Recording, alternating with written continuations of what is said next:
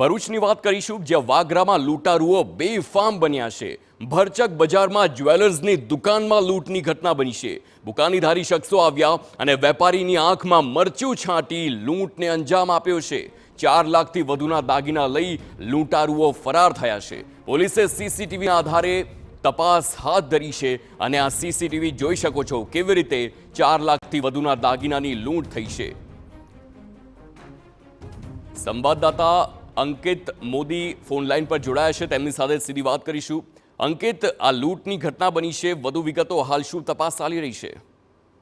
જી હાર્દિક, હાલમાં ભરૂચ પોલીસ આખા મામલાના સીસીટીવીના આધારે તપાસ કરી રહી છે। જે પ્રકારે ઘટનાના ફૂટેજ સામે આવ્યા છે તેમાં સ્પષ્ટ દેખાઈ રહ્યું છે કે એક વ્યક્તિ બુકાની બાંધી અને દુકાનમાં પ્રવેશે છે ગ્રાહકના સ્ટ્રોંગમાં, અને ત્યારબાદ તે દાગીનાઓ ચેક કરવાનો ડોળ કરે છે। જ્યારે દુકાનદાર ફોનમાં મશગુલ બને છે ત્યારે તુરંત તે દાગીનાને ઝપટ મારી અને જે જ્વેલર્સ છે તેના ઉપર મરચાની ભૂકી નાસી છૂટે છે।